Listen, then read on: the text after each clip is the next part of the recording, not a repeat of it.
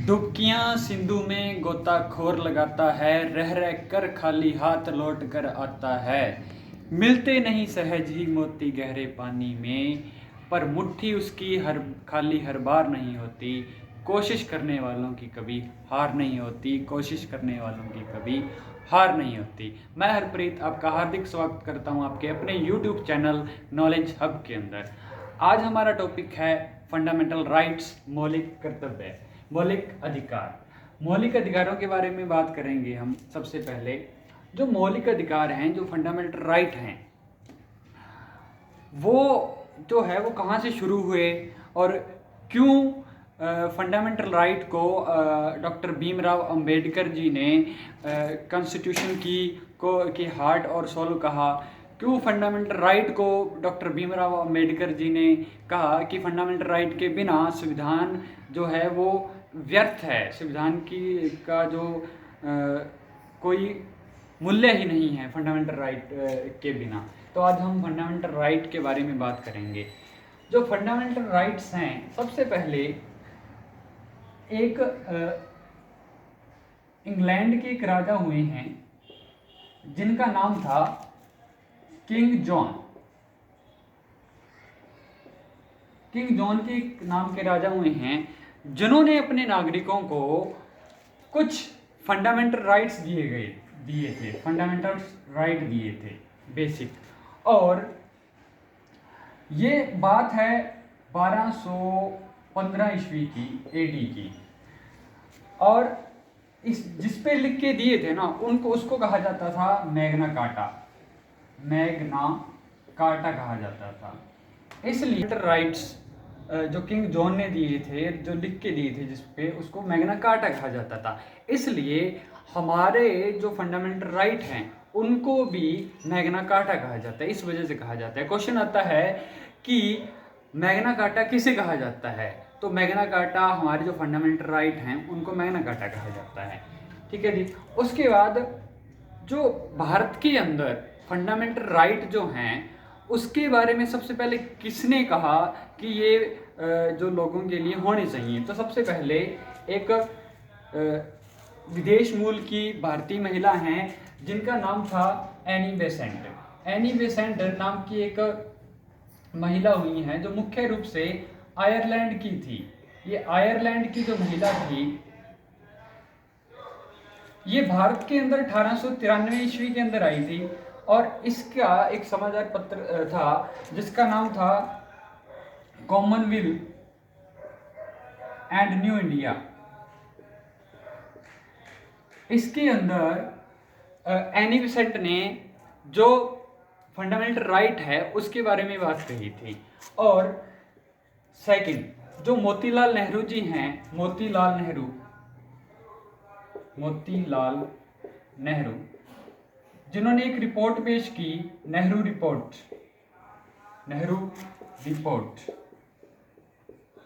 जो 1928 के अंदर आई थी। ये जो 1928 के अंदर आई थी, इसके अंदर भी फंडामेंटल राइट का जिक्र था। फंडामेंटल्स जो राइट हैं इसका जिक्र था। क्वेश्चन आता है कि सबसे पहले जो फंडामेंटल राइट है उसकी बात किसने कही थी, तो एनी बेसेंट नाम आ जाएगा। ठीक है ना। तो क्वेश्चन आता है कि किस रिपोर्ट के अंदर फंडामेंटल राइट का जिक्र किया गया है, तो फंडामेंटल राइट का जिक्र 1900 जो नेहरू रिपोर्ट थी 1928 के अंदर इसका जिक्र किया गया था। नेहरू रिपोर्ट के अंदर जो 1928 के अंदर आई थी उसके अंदर फंडामेंटल राइट का जिक्र है। तो इस तरीके से जो एक दो क्वेश्चन है वो यहाँ से बन सकते हैं। ठीक है जी। अब जो फंडामेंटल राइट हैं वो हमारे कॉन्स्टिट्यूशन के अंदर कौन से पार्ट के अंदर हैं, कौन से आर्टिकल से लेकर कौन से आर्टिकल तक हैं, वो हमें क्वेश्चन जो हैं वो पता होने चाहिए। क्योंकि डायरेक्ट क्वेश्चन पूछते हैं छोटे छोटे एग्जाम के अंदर। जो हमारे फंडामेंटल राइट हैं वो कहाँ से लिए गए हैं, क्वेश्चन आता है तो यूएसए से लिए गए हैं, यूनाइटेड स्टेट अमेरिका से लिए गए हैं, अमेरिका से लिए गए हैं। ठीक है, अमेरिका के संविधान से लिए गए हैं। कभी कभार आपसे पूछ लिया जाता है कि सबसे पुराना जो लिखित संविधान है, ठीक है ना, वो किस देश का है, तो वो अमेरिका का ही है। अमेरिका ने पूरी दुनिया को लिखित संविधान जो है वो 1789 के अंदर दिया था। ठीक है जी, तो ये भी एडिशनल जानकारी है, ये ध्यान रखना। ठीक है, और यूएसए से हमने फंडामेंटल राइट जो हैं वो लिए हैं। अब ये कौन से भाग के अंदर हैं? ये पार्ट 3 के अंदर हैं। ठीक है, जिसको हम भाग बोलते हैं, संविधान के भाग 3 के अंदर फंडामेंटल जो राइट हैं वो दिए गए हैं। कौन से आर्टिकल के अंदर हैं? ये आर्टिकल 12 से लेकर 35 तक हैं, जो हमारे जो फंडामेंटल जो राइट्स हैं वो दिए गए हैं। अनुच्छेद 12 से लेकर 35 तक हमें फंडामेंटल्स जो राइट्स हैं वो मिले हुए हैं। उसके बाद अब हमने ये देखना है जी कि 12 से लेकर 35 जो है, इसके बारे में हम विस्तृत चर्चा करेंगे कि कौन कौन से जो हमें फंडामेंटल राइट्स जो हैं वो मिले हुए हैं। पहले ओरिजिन के टाइम जब संविधान बना था, मीनिंग मूल संविधान के अंदर जो फंडामेंटल जो राइट हमें मिले थे वो थे 7, लेकिन अब कितने हैं जी? प्रेजेंट के अंदर, प्रेजेंट टाइम के अंदर जो हमें हमारे जो फंडामेंटल राइट हैं वो रह गए 6। ठीक है, हमारा एक जो फंडामेंटल राइट है वो रिमूव कर दिया गया था। ठीक है, कौन सा फंडामेंटल राइट था? जो संपत्ति का जो अधिकार था, ठीक है, वो फंडामेंटल राइट जो था वो हमारा कैंसिल आउट कर दिया गया है। जो हमारा 31 नंबर का जो आर्टिकल था, ठीक है ना, फंडामेंटल राइट, तो वो रिमूव कर दिए। कौन से अमेंडमेंट द्वारा रिमूव किया गया है जी? वो ध्यान रखना, 44वें अमेंडमेंट एक्ट द्वारा। ठीक है, 1978 के अंदर, 1978 के अंदर इसको रिमूव कर दिया गया है और इसको कानूनी अधिकार बना दिया गया है 301 के तहत। ये ध्यान रखना जी। ठीक है, यहाँ तक। पहले फंडामेंटल राइट कितने थे? 7 थे। अब फंडामेंटल राइट कितने हैं? अब 6 फंडामेंटल राइट हैं। और जो एक फंडामेंटल राइट था वो रिमूव किया गया है, वो आर्टिकल 31 के अंदर था, और एक 19 के सब क्लोज एफ के अंदर था, वो भी रिमूव कर दिया गया है। और कब खत्म किया गया? 1978 के अंदर 44वां अमेंडमेंट हुआ जी, और इसको कानूनी अधिकार बना दिया गया है 301 के तहत। इतनी बातें हैं जो आप ध्यान में रखना। अब उसके बाद जो फंडामेंटल राइट हैं वो हमारे 6 जो फंडामेंटल राइट हैं उसके बारे में हम विस्तृत चर्चा करेंगे जी। जो फंडामेंटल राइट हैं वो हमें 6 फंडामेंटल राइट मिले हुए हैं। पहला जो पहले आर्टिकल 12 की बात कर लेते हैं। ठीक है, आर्टिकल 12 के अंदर सिर्फ ये दे रखा है definition of state. Definition of state, इसका मतलब ये है कि जो स्टेट वर्ड है, स्टेट जो शब्द है, इसका अर्थ क्या है, इसका मीनिंग क्या है, बस इसके बारे में बस यही है आर्टिकल 12 के अंदर। बस डेफिनेशन दे रखी है, मतलब स्टेट शब्द से अर्थ सेंट्रल गवर्नमेंट हो जाएगी, और या फिर जिसको हम लेजिस्लेटिव बोल सकते हैं, लोकसभा आ जाएगी, ठीक है, राज्यसभा आ जाएगी, और जो विधानसभा आ जाएगी, ठीक है, स्टेट से। और गवर्नमेंट के अंदर जितने भी एम्प्लॉयज़ काम कर रहे हैं वो सारे के सारे स्टेट के अंदर आ जाएंगे। ठीक है जी, तो यहाँ पे सिर्फ डेफिनेशन दे रखी है स्टेट की। ऐसे ही आर्टिकल जो 13 है, आर्टिकल 13 जो है ना, ये बहुत ही सोच समझकर बनाया गया था। हमारे जो संविधान सभा के जो सदस्य थे, बहुत ही महान बुद्धि थे, उन्होंने आर्टिकल 13 की जो रचना है बहुत सोच समझ के की थी। आर्टिकल 13 में है क्या? आर्टिकल 13 के अंदर है कि अगर कोई ऐसा कानून बनाया जाता है जो आपके 6 फंडामेंटल राइट को चोट पहुंचाता है, मीनिंग उसको रिमूव करता है, तो वो जो फंडामेंटल राइट बनाए, जो आपने नया कानून बनाया है, वो अपने आप ही अवैध घोषित हो जाएगा, अपने आप ही खत्म हो जाएगा। ठीक है जी, जो फंडामेंटल राइट को खत्म कर रहा है, ये आर्टिकल 13 के अंदर लिखा हुआ है। ठीक है, या फिर जो पहले भी अगर कानून ऐसा बन गया है जो आपके फंडामेंटल राइट को चोट पहुंचा रहा है, तो वो भी अपने आप आर्टिकल 13 के अकॉर्डिंग अपने आप ही वो खत्म हो जाएगा। तो ये आर्टिकल 13 के अंदर लिखा हुआ है। आई होप आप समझ गए होंगे। ठीक है, फिर जो इम्पोर्टेंट हमारे फंडामेंटल 6 फंडामेंटल राइट हैं उसके बारे में हम जो है अब बात करेंगे। ठीक है, सबसे पहला है जो आर्टिकल 14 से लेकर 18 तक है जी, ठीक है। ये जो है इसको बोलते हैं right to equality. Right to equality, right to equality का मतलब है जी कि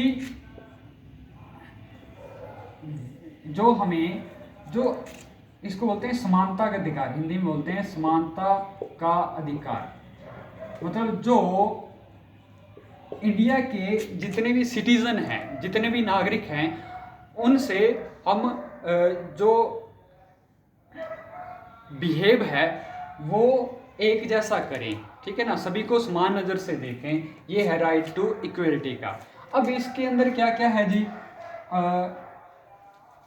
पहले हम देख लेते हैं कि कौन कौन से अधिकार हैं, फिर 14 से 18 और फिर आता है जी 19 से लेकर 22 तक, ठीक है। इसके अंदर दे रखा है राइट टू फ्रीडम, ठीक है, राइट टू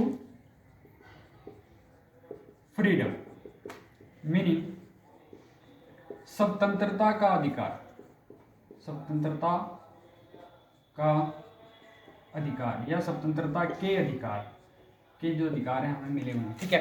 पहले इसके अंदर 7 थे, एक रिमूव कर दिया गया है, अब 6 जो है ना स्वतंत्रता के जो अधिकार हैं वो इसके अंदर 6 रह गए। आगे चलकर हमें इस डिटेल से चर्चा करेंगे, ठीक है जी। फिर उसके बाद थर्ड है 23 और 24, ठीक है जी। 23 और जो 24 आर्टिकल है इसके अंदर दे रखा है राइट टू एक्सप्लॉयटेशन, ठीक है जी। इसके अंदर दे रखा है राइट टू एक्सप्लॉयटेशन, इसका मतलब है शोषण के विरुद्ध अधिकार, शोषण के विरुद्ध अधिकार, ठीक है जी। और फिर आर्टिकल 25 से लेके दे रखा है 28 तक, इसके अंदर है जी right to religious, right to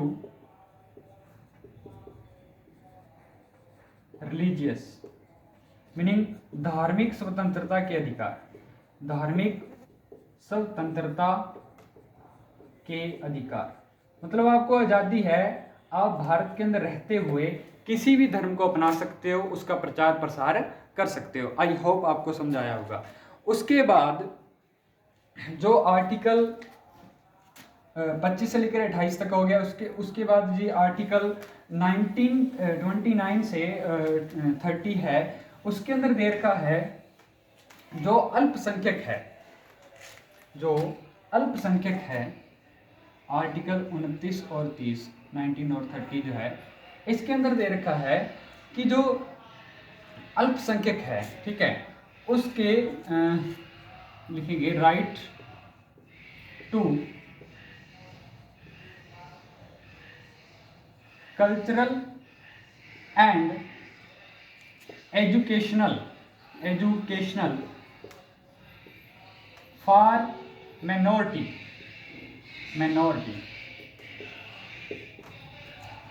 educational for minority, ठीक है जी। उसके बाद जो आर्टिकल 31 है इसको रिमूव कर दिया गया है जी, ठीक है। आर्टिकल जो 31 है इसको रिमूव कर दिया गया है, ठीक है। और ये मैंने बताई था आपको 44वें अमेंडमेंट एक्ट द्वारा 1978 के अंदर इसको रिमूव करके इसको कानूनी अधिकार बना दिया गया है। किसके तहत? 300A के तहत बना दिया गया है, ठीक है। उसके बाद आर्टिकल आता है 32,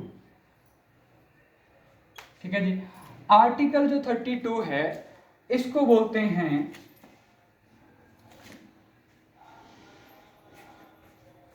कॉन्स्टिट्यूशनल रेमिडीज, ठीक है। मतलब संवैधानिक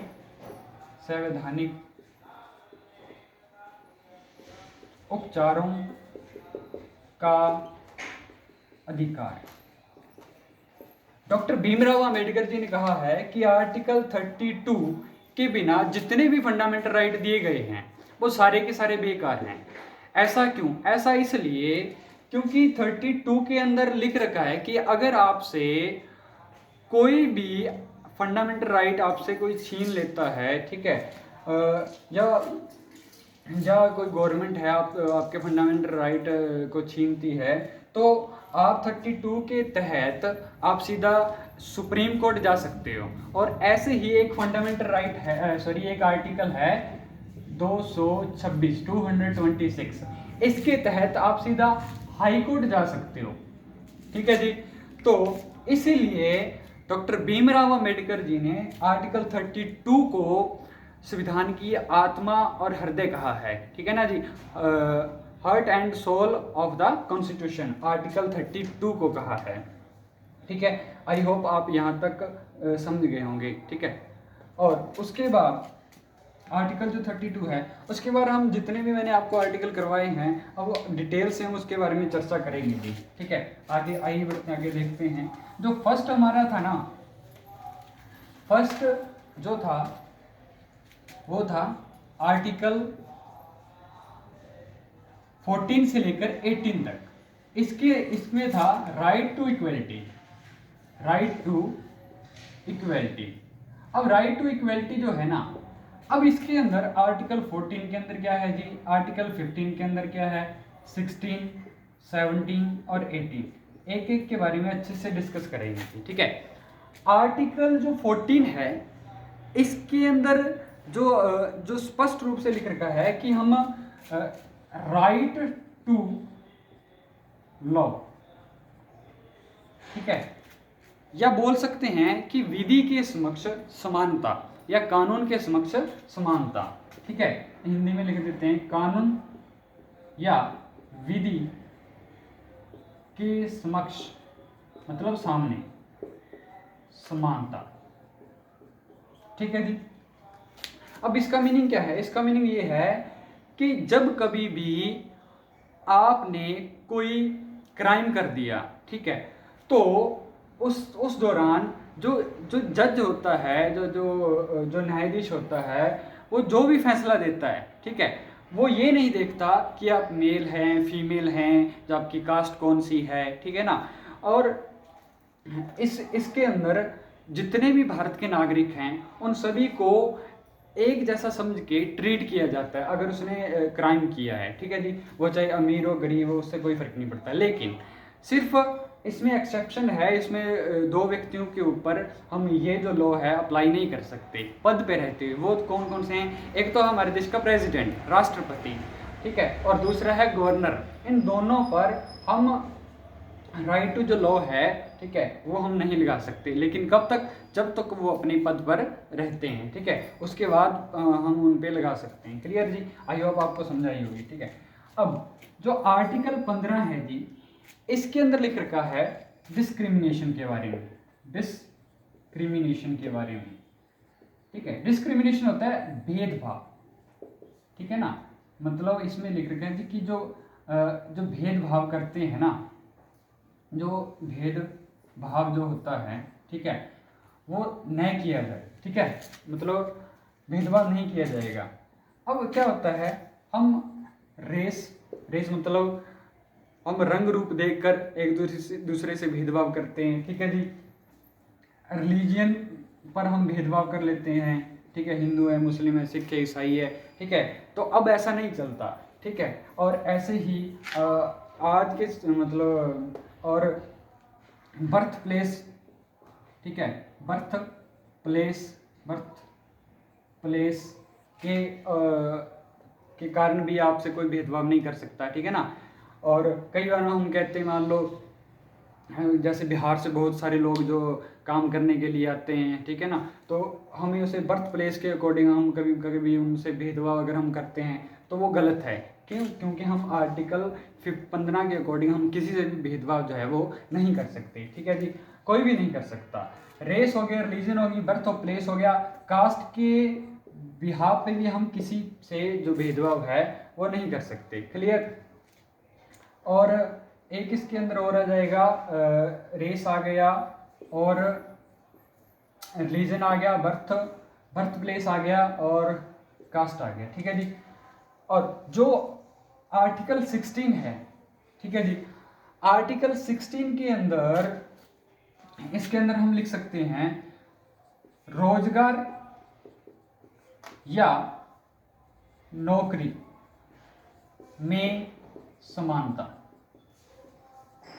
ठीक है जी, मतलब जो गवर्नमेंट द्वारा जितनी भी जॉब्स या एम्प्लॉयमेंट आता है, रोजगार आता है, ठीक है ना, उसके अंदर जो अपॉर्चुनिटी आती है वो सभी को समान रूप से मिलती है। ठीक है ना, लेकिन इसके अंदर भी एक्सेप्शन है। मान लो वोमेन के अंदर, वोमेन को, एसी एसटी को, बीसी ओबीसी को, अब ईडब्ल्यूएस को भी, मतलब जो इकोनॉमिकली वीकर सेक्शन है उनको भी 103वां अमेंडमेंट हुआ था। ठीक है, 2019 के अंदर उनको भी जो है वो कुछ छूट दी गई है। ठीक है ना, उनको तो वो एक्सेप्शन है। उनको छोड़ के आपको रोजगार के अंदर जो सभी को, जो भारत का नागरिक है, ठीक है, समानता जो है वो दी जाएगी। ठीक है, ये आर्टिकल 16 के अंदर लिखा हुआ है। ठीक है, फिर आर्टिकल जो 17 है ये बताता है जी अनटचेबिलिटी। इस साइड लिख देता हूँ, दिखाई दे रहा है जी आपको। ठीक है, अनटचेबिलिटी। अनटचेबिलिटी के अंदर क्या था, इसके अंदर ये है कि जी छुआछूत का अंत, छुआछूत का अंत। देखो जी, अब अनटचेबिलिटी जो है छुआछूत का अंत है। पहले क्या होता था, हमारे जो डॉक्टर बाबा भीमराव अंबेडकर जी हैं, उन्होंने अपनी आत्मजीवनी के अंदर लिखा है कि जब वो किसी स्कूल के अंदर पढ़ने जाते थे, वो एक स्कूल के अंदर जब पढ़ने गए तो कहा जाता है कि उनको जो अपर कास्ट के लोग हैं उनके साथ बैठने नहीं दिया जाता था। वो क्लास कैसे अटेंड करते थे, वो क्लास के रूम से बाहर बैठते थे।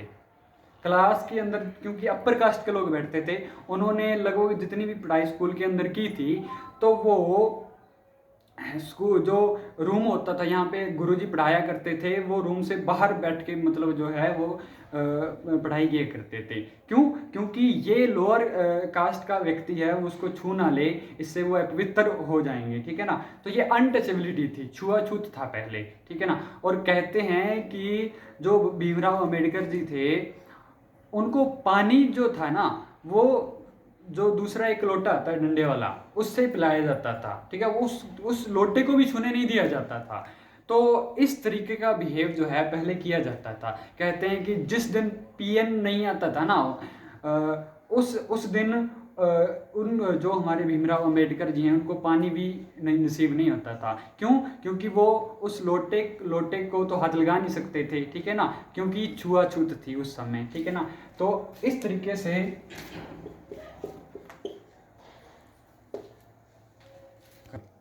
इसके अंदर जो आर्टिकल 17 है, तो इसके अंदर दे रखा है छुआछूत का अनटचेबिलिटी। ठीक है ना, तो आज के समय में हमारे संविधान के अंदर आर्टिकल 17 के अंदर अनटचेबिलिटी दे रखा है कि कोई भी किसी के साथ जो छुआछूत का जो भेदभाव है वो नहीं करेगा। ठीक है, और इसी तरीके से जो आर्टिकल 18 है, आर्टिकल 18 के अंदर दे रखा है अवॉयलेशन ऑफ टाइटल, अवॉयलेशन ऑफ टाइटल। इसका मतलब ये है कि जितनी भी पहले उपाधियां दी जाती थी ना, ठीक है, उनका अंत कर दिया गया है। ठीक है, उपाधियों का अंत, उपाधियों का अंत। पहले क्या होते थे, का अंत, जो राजा होते थे, ठीक है, उनके जो चापलूस वगैरह होते थे, अगर उनका काम वगैरह निकाल देते थे, उनको कोई उपाधि दे दी, शेर अफगान की उपाधि दे दी, ठीक है, और कोई उपाधि दे दी। ठीक है ना, पहले इस तरीके से उपाधियां दी जाती थी, लेकिन संविधान के अंदर इन सभी उपाधियों का जो है अंत जो है वो कर दिया गया है। अब सरकार जो है किसी को भी इसी मतलब बेफिजूल की कोई भी उपाधि नहीं दे सकती, कोई भी किसी को उपाधि नहीं दे सकता। ठीक है ना, और इसके अंदर एक्सेप्शन है। एक्सेप्शन तो क्या है, अगर कोई प्रोफेशनल के अंदर है, मान लो वो पीएचडी करता है, तो वो अपने नाम के सामने डॉक्टर लगा सकता है। ठीक है, विदाउट पीएचडी के वो डॉक्टर नहीं लगा सकता। ठीक है जी, इस तरीके से आर्टिकल 18 के अंदर जो अवॉयलेशन ऑफ टाइटल है वो हो गया है। क्लियर? तो आर्टिकल 14 से लेकर 18 तक राइट टू इक्वलिटी थी, ये आपको समझाया होगा। अब आर्टिकल 19 के बारे में पढ़ेंगे। ये जो आर्टिकल 19 है, ठीक है, ये जो देश के अंदर जो चौथा स्तंभ माना जाता है हमारे उसके अंदर, मीडिया, तो आर्टिकल 19 के अंदर मीडिया को आज़ादी है थॉट ऑफ एक्सप्रेशन की, ठीक है ना। वैसे जो आर्टिकल 19 है, ठीक है, हम 19 से 22 के 22 तक की बात करेंगे, ठीक है, लेकिन हम 19 के बारे में पढ़ेंगे सबसे पहले जी ना, आर्टिकल 19 के बारे में। आर्टिकल 19 के अंदर लिख रखा है, ठीक है, ये है फ्रीडम ऑफ स्पीच, ठीक है, ये है स्वतंत्रता के अधिकार या आजादी के अधिकार, स्वतंत्रता के अधिकार। जो स्वतंत्रता के जो अधिकार हैं, पहले 7 थे, अब 6 रह गए जी, ठीक है, 6 हैं। अब इसके अंदर कौन कौन से हैं, इसके सब क्लोज के अंदर दे रखे हैं जी, A, B, C, D, आगे ये पूरा करेंगे। अब A के अंदर क्या है, सिंपल है, इसको बोलते हैं थॉट एक्सप्रेशन, थॉट और एक्सप्रेशन, ठीक है, freedom of thought and expression. कह सकते हैं कि अभिव्यक्ति, हिंदी के अंदर लिखेंगे अभिव्यक्ति की समानता, अभिव्यक्ति की स्वतंत्रता, सॉरी, ठीक है, मतलब आप आज़ाद हो, आप कुछ भी बोल सकते हो, ठीक है, आपको बोलने का अधिकार है। आपने सरकार की निंदा करनी है तो आप उसकी निंदा कर सकते हो, आलोचना कर सकते हो, ठीक है, आपको बोलने का अधिकार है, ये एक्सप्रेशन आपसे कोई भी छीन नहीं सकता। जैसे इसके अंदर जो मीडिया है, ठीक है, वो शामिल आती है। क्वेश्चन आता है डायरेक्ट कि जो मीडिया को है वो थॉट ऑफ एक्सप्रेशन का जो अधिकार है वो कौन से आर्टिकल के अंदर दिया गया है, तो आर्टिकल 19A के अंदर, ठीक है, थॉट एक्सप्रेशन का जो मीडिया को जो अधिकार है वो मिला हुआ है, ठीक है जी। ऐसे ही बी के अंदर दे रखा है जी असेंबल, ठीक है। अब इसका मतलब क्या होता है जी, असेंबल का मतलब होता है कि अगर हमने प्रोटेस्ट करना है, ठीक है, तो वो प्रोटेस्ट पीसफुली होना चाहिए। जो 2-4 बंदे या जितने भी जो व्यक्ति हैं वो मिलकर एक सभा बनाकर, ठीक है ना, किसी के खिलाफ भी पीसफुली प्रोटेस्ट जो है वो कर सकते हैं। ये हमारे आर्टिकल 19B के अंदर लिख रखा है, ठीक है, और पीसफुली, ध्यान रहे, ठीक है ना। और ऐसे ही जो आर्टिकल C है 19C, इसके अंदर दे रखा है यूनियन, मीनिंग टू से कि आर्टिकल 19C के अंदर आप कोई भी संघ बना सकते हो। अगर आपने कोई कार्य करना है, ठीक है, मान लो कोई सोशल वर्क करना है तो सोशल वर्क के लिए आप NGO वगैरह बना सकते हो, ठीक है, ग्रुप बना सकते हो। तो वो आर्टिकल 19C आपको आज़ादी देता है कि आप यूनियन जो है वो बना सकते हो, ठीक है जी। और ऐसे ही आर्टिकल जो D है, ठीक है, वो आपको फ्री मूवमेंट की स्वतंत्रता देता है, ठीक है ना जी।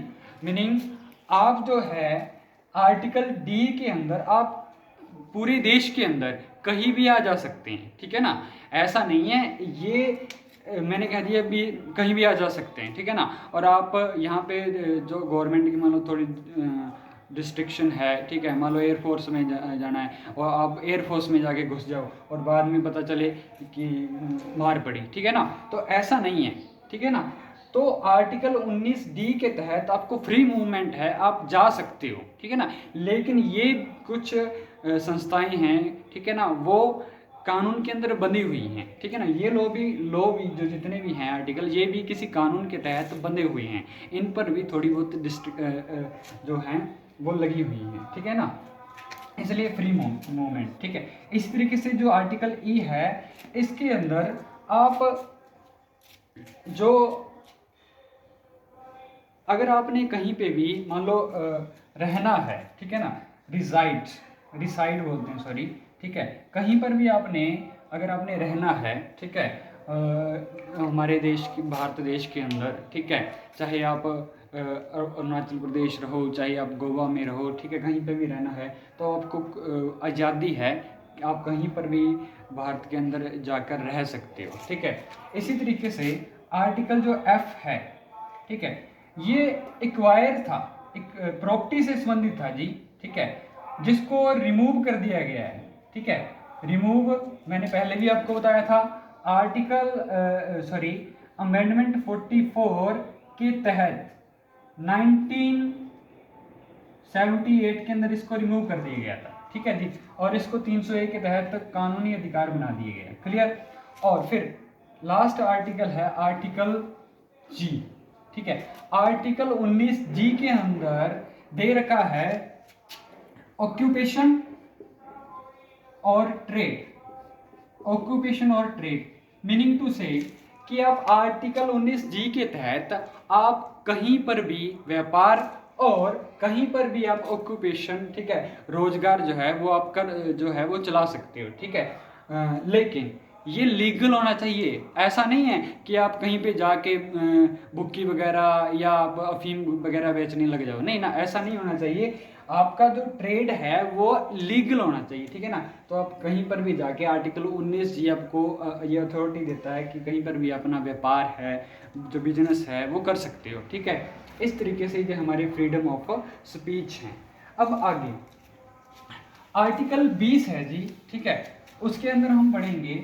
आर्टिकल जो 20 है उसके अंदर दे रखा है कि अगर मान लो कोई किसी ने अपराध कर दिया, हम आर्टिकल 20 के बारे में बात करते हैं, ठीक है।